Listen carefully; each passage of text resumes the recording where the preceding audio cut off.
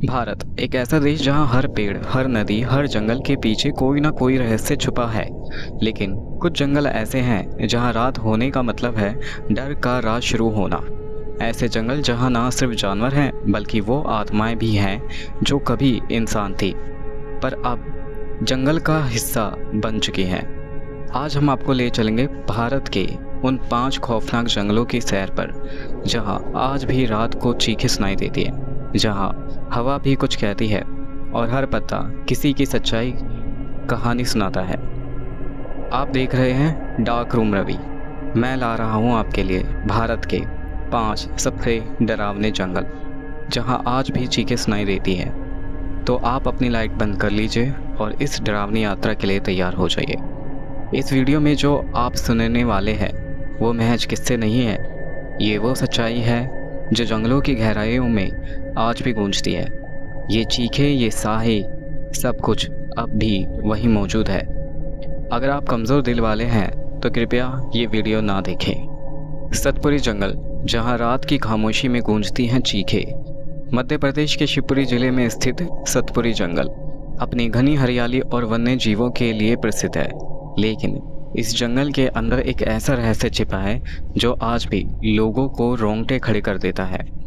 कहते हैं रात के सन्नाटे में यहाँ अजीबोगरीब चीखें सुनाई देती हैं और कई लोगों ने यहाँ असामान्य घटनाओं का अनुभव किया। आरव, जो एक कॉलेज स्टूडेंट था, उसने एक बार सतपुरी जंगल में अपने कदम रखे। आरव ने सतपुरी जंगल के बारे में कई कहानियाँ सुनी थी। वह वहाँ की वन्य जीव विविधता को कैमरे में कैद करने के लिए उत्साहित था। स्थानीय गाइड रघु के साथ वह जंगल के अंदरूनी हिस्सों की ओर बढ़ा। पहली रात जब आरव और रघु ने कैंप लगाया तो सब कुछ सामान्य था, लेकिन आधी रात को आरव ने दूर से किसी के चीखने की आवाज़ सुनाई दी। उसने रघु को जगाया, लेकिन रघु ने इसे हवा का शोर कहकर टाल दिया। अगले दिन जंगल की ओर घूमते हुए उन्हें एक पुराना जर्ज मंदिर मिला। मंदिर के अंदर एक टूटी हुई मूर्ति और दीवारों पर अजीब चिन्ह बने थे। रघु ने बताया कि यह मंदिर एक समय में एक तांत्रिक का था जो काले जादू में लिप्त था। दूसरी रात आरव ने फिर से वही चीखें सुनी, लेकिन इस बार वे और करीब थी। उसने देखा कि एक धुंधली आकृति उनके कैंप के पास से गुजर रही है। डर के मारे वह चुपचाप लेटा रहा। अगले दिन आरव ने स्थानीय गांव जाकर लोगों से बात की। एक बुजुर्ग ने बताया कि वर्षों पहले एक तांत्रिक ने इस जंगल में कई लोगों की बलि दी थी। उसकी आत्मा आज भी जंगल में भटकती है और उसकी चीखें रात में सुनाई देती हैं। तीसरी रात आरव ने तय किया कि वह जंगल को छोड़ देगा, लेकिन रात को उसने देखा कि वह धुंधली आकृति उसके सामने खड़ी है। डर के मारे वह बेहोश हो गया। सुबह रघु ने उसे होश में लाया और दोनों ने तुरंत जंगल छोड़ दिया। आरव ने अपने अनुभव को एक ब्लॉग में लिखा जिसने इंटरनेट पर तहलका मचा दिया। सतपुरी जंगल की यह कहानी आज भी लोगों को डराती है और वहां जाने से पहले लोग 10 बार सोचते हैं। अब बात करते हैं रामोजी फिल्म सिटी का जंगल। आत्माओं की दुनिया का द्वार भी कहते हैं जिसे। हैदराबाद में स्थित रामोजी फिल्म सिटी भारत का सबसे बड़ा फिल्म स्टूडियो है, लेकिन इसके पीछे स्थित एक छोटा सा जंगल आज भी अनजानी आत्माओं का घर माना जाता है। कई लोगों का मानना है कि यह जगह एक युद्ध भूमि थी जहां सैकड़ों सैनिक मारे गए थे और उनकी आत्माएं आज भी वहीं भटक रही है।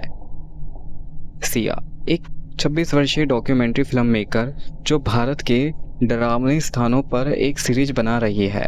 प्रदीप, उसका कैमरामैन असिस्टेंट, डरपोक लेकिन वफादार। सिया और प्रदीप को रामोजी फिल्म सिटी की एक लोकल गाइड मल्लिका ने बताया कि स्टूडियो के पीछे का जंगल रात में खतरनाक हो जाता है। सिया को यह सुनते ही उसमें दिलचस्पी जागी और उसने कहा, शूटिंग तो वहीं करेंगे। रात को कैमरे के साथ वे जंगल में घुसे।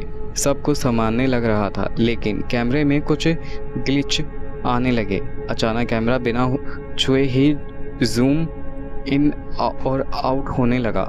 प्रदीप घबरा गया, लेकिन सिया ने कहा, डर मत, ये सब साइकोलॉजिकल ट्रिक्स है। रात के 2:37 बजे एक फुटेज में एक साया झाड़ियों से निकलते हुए दिखा।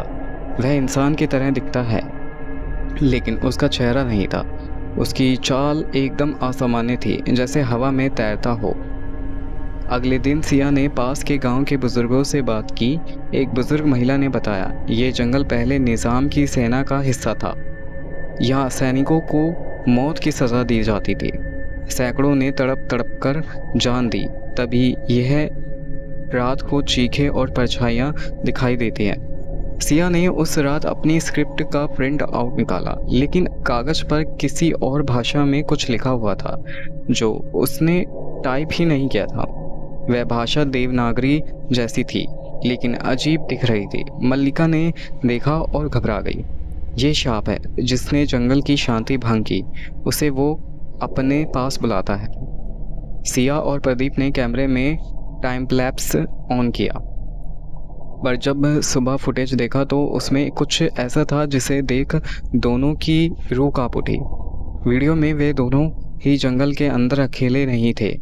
पीछे 6-7 परछाइयाँ धीरे धीरे नज़दीक आ रही थी और एक जगह पर कैमरा खुद ब खुद बंद हो गया। चौथी रात जब वह बाहर निकले तो रास्ता गुम हो गया।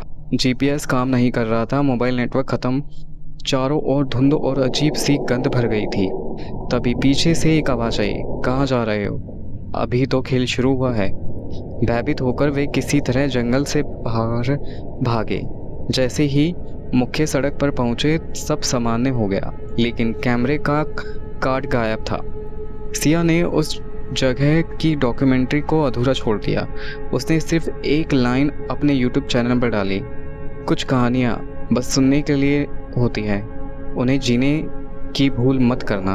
अब बात करते हैं सांभर झील के जंगल के बारे में। राजस्थान की सबसे बड़ी नमक की झील सांभर झील अपने प्राकृतिक सौंदर्य के लिए प्रसिद्ध है, लेकिन उसके पास का एक जंगल ऐसा भी है जहां लोगों ने आज भी रात में चीखे, हंसी और पूजा की अजीब आवाज़ें सुनाई देती हैं। ये जंगल एक रहस्यमयी महिला साधिका की वजह से बदनाम है, जिसे अब सब चुड़ैल रूपवती कहते हैं। राहुल चौधरी 32 वर्षीय स्वतंत्र पत्रकार जो रहस्यमयी घटनाओं पर लेख लिखता है। अदिति उसकी पत्नी, जिससे पराशक्तियों में अटूट विश्वास है। राहुल को एक दिन एक अनाम ईमेल मिलता है जिसमें लिखा था, अगर सच्चाई जाननी है तो सांभर झील के जंगल में जाओ, आधी रात पूर्णिमा वहाँ तुम्हारा इंतज़ार हो रहा है। राहुल इसे एक मजाक समझता है, लेकिन अदिति को यकीन हो जाता है कि कोई उन्हें सच बताना चाहता है। वो दोनों झील के पास एक रिसोर्ट में रुकते हैं। शाम होते ही वे जीप लेकर जंगल की तरफ बढ़ते हैं। स्थानीय लोगों ने उन्हें चेतावनी दी, उस जंगल में मत जाना, वहाँ वो आज भी तंत्र साधती है।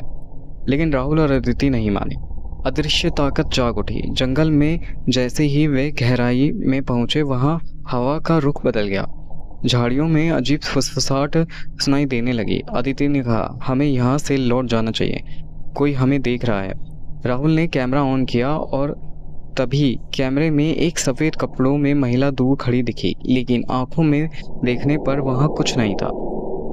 उन्हें जंगल में एक गोलाकार जगह मिली जहाँ जली हुई लकड़ियाँ, हड्डियाँ और लाल रंग का सिंदूर बिखरा था। अदिति ने पहचान लिया, यह किसी अधूरी तांत्रिक साधना का स्थल था। एक बूढ़े साधु ने बताया, वो एक महिला थी, रूपवती। उसने अमरता पाने के लिए अपने प्रेमी की बलि दी थी, परंतु साधना अधूरी रह गई। आज भी उसकी आत्मा यहाँ भटकती है। हर पूर्णिमा को वह किसी को बुलाती है ताकि साधना पूरी कर सके। रात को 2:30 बजे जंगल की हवा में एक अजीब सी गनगनाहट गूंजने लगी। राहुल बेहोश हो गया और अदिति को कुछ दिखाई दिया, एक आकृति लाल आंखों वाली जो लगातार मंत्र पढ़ रही थी। और अचानक वही आकृति अदिति के पास आई और बोली, इस बार साधना पूरी होगी, तुम मेरी बलि हो। अदिति ने अपने गले में लटका शिव तंत्र निकाला और मंत्र बोलने लगी। रूपवती की आत्मा चीखने लगी, पेड़ हिलने लगे और ज़मीन कांपने लगी। तभी राहुल को होश आया और दोनों वहाँ से भागने की कोशिश की। जैसे ही वे झील के किनारे पहुंचे, रूपवती की आत्मा जलती हुई धुएं में बदल गई। एक और जोरदार चीख जंगल में गूंज उठी। राहुल ने अपनी रिपोर्ट कभी प्रकाशित नहीं की। अदिति अब कभी जंगल का नाम नहीं लेती, लेकिन आज भी वह ईमेल उसके इनबॉक्स में है। और आखिरी लाइन में लिखा था, अगली पूर्णिमा फिर मिलेंगे।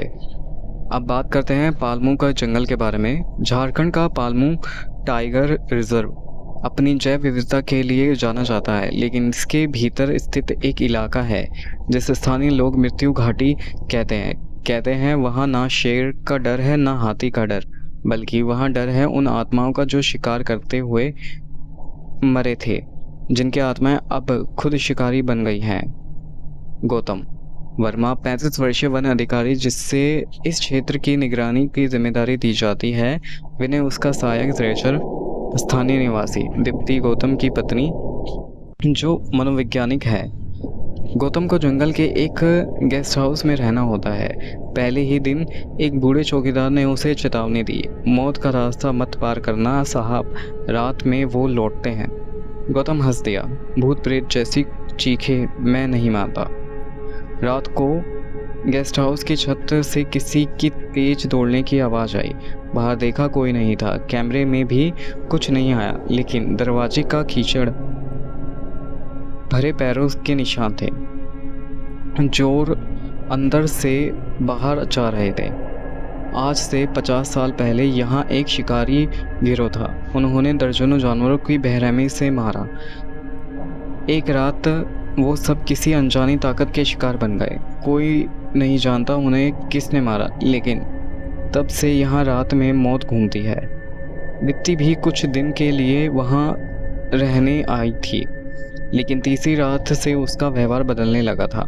वह नींद में बातें करती और कहती शिकार अधूरा है। गौतम डर जाता है, उसे लगता है दीप्ति पर किसी आत्मा का साया है। गौतम और विनय जंगल के उस हिस्से में जाते हैं जहाँ कभी शिकारी कैंप किया करते थे। वहाँ उन्हें ज़मीन में दबी हड्डियाँ, पुराने हथियार और टूटी तस्वीरें मिलती हैं। गौतम ने देखा चारों ओर धुंधली परछाइयाँ, जैसे वो मौत को घूर रही हो। उस रात गेस्ट हाउस में दीप्ति को एक साया खींचने लगता है। गौतम जैसे ही बचाने दौड़ता है, दीवार पर खून से लिखा होता है, शिकार पूरा होना चाहिए। गौतम पुरानी किताबों से समझता है, आत्माओं को मुक्ति तब मिलेगी जब उनकी अधूरी आखिरी इच्छा पूरी हो, और वो इच्छा थी न्याय। गौतम ने उन हड्डियों को एकत्रित किया, उनका अंतिम संस्कार किया और जंगल में एक स्मृति स्थल पर बनवाया। वहाँ एक पट्टिका लगवाई। यहाँ वो सोए हैं जिन्हें जंगल ने निगल लिया, अब उन्हें शांति मिले। धीरे धीरे अजीब घटनाएं बंद हो गई, दीप्ति भी सामान्य हो गई, लेकिन आज भी उस स्मृति स्थल पर हर साल एक रात हल्की सी आवाज़ आती है। धन्यवाद। अब बात करते हैं डेंगडेन जंगल के बारे में। भारत के उत्तर पूर्वी राज्य अरुणाचल प्रदेश में बसे जंगलों में से एक है डेंगडेन रिजर्व फॉरेस्ट, जिसे बहुत कम लोग जानते हैं। यहाँ की हरियाली, बांस के जंगल और सुनसान पगडंडियाँ बेहद खूबसूरत दिखती हैं, लेकिन इस जंगल का एक हिस्सा ऐसा है जहाँ लोग दिन में भी जाने से डरते हैं। कहते हैं यहाँ वो आत्माएं रहती हैं जो जिंदा रहना चाहती थी, लेकिन समय ने उन्हें मौत दे दी और अब वो मौत को भी नहीं छोड़ती। अन्वेषा सेन 28 वर्षीय पर्यावरण शोधकर्ता जो डेंगडेन के जैव विविधता पर रिसर्च करने आती है। टारो नामलो स्थानीय गाइड और जनजातीय जानकार। लामा दोरजे एक तिब्बती भिक्षु जो आत्मिक ऊर्जा का अध्ययन करते हैं। जैसे ही अन्वेषा जंगल में रिसर्च शुरू करती है, उसे पेड़ों के पास से आने वाली अजीब आवाज़ें सुनाई देती हैं, जैसे कोई महिला रो रही हो या कोई बांस की लकड़ियों से खेल रहा हो। मैडम, ये जंगल नहीं, ये आत्माओं का घर है। आप यहाँ जितना अंदर जाएंगी उतनी ज़्यादा वो आपको पहचानेंगी। अन्वेषा को पता चलता है कि पिछले 10 सालों में 9 ट्रैकर्स इस जंगल में हमेशा के लिए गायब हो चुके हैं। उनका कोई नमो निशान नहीं मिला। लोग कहते हैं वो जंगल का हिस्सा बन गए हैं। एक रात रिसर्च कैंप में अन्वेषा अकेली होती है। रात के ठीक 2 बजे एक महिला की कर्कश चीख सुनाई देती है, मैं जिंदा हूँ, मेरी मौत क्यों हुई? फिर कुछ भारी भरकम चीख जैसे ज़मीन पर गिरती है, लेकिन बाहर कोई नहीं होता। सुबह अन्वेषा की गर्दन पर खरोच होती है, जैसे किसी ने पंजा मारा हो। लामा दोरजे की चेतावनी। लामा दोरजे जो उस क्षेत्र में साधना कर रहे थे, अन्वेषा से मिलते ही और कहते हैं, तुमने दरवाज़ा खोला है, अब वो तुम्हारे भीतर झांक रही है।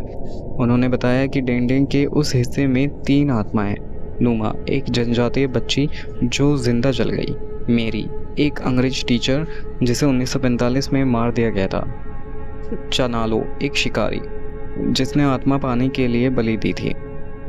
अन्वेषा की रिसर्च अब डरावनी कहानियों में बदल जाती है। कैमरा रात में खुद चालू हो जाता है, हर तस्वीर में धुंधली आकृतियां दिखती है। एक बार तो एक वीडियो में उसकी पीठ के पीछे किसी के सांस लेने की आवाज़ आती है। एक रात अन्वेषा अकेली जंगल में निकलती है। उसे आवाज़ आती है, तुम्हारी जिज्ञासा ही तुम्हारा सजा है। वह देखती है सामने पेड़ों के बीच 3 परछाइयाँ खड़ी हैं, एक छोटी सी, एक लंबी और एक झुकी हुई। वो सब बोलती है, तुम वापस नहीं जाओगी, अब तुम भी हमारी तरह अमर हो जाओ। अन्वेषा ने लामा दोरजे के निर्देशों से आत्माओं के लिए एक पूजा की, एक तिब्बती मंडल बनाया, धूप जलाया और हर आत्मा की कहानी दुनिया को बताने का संकल्प लिया। पूरे जंगल में एक बार जोरदार हवा चली, जैसे कोई भारी चीज निकल गई हो, और फिर शांति हो गई। आज भी वो मंडल वहाँ है। डिंगडिंग जंगल आज भी वही है, पेड़ आज भी वही हैं, लेकिन अन्वेषा की रिसर्च के बाद कोई और रिसर्चर उधर नहीं गया।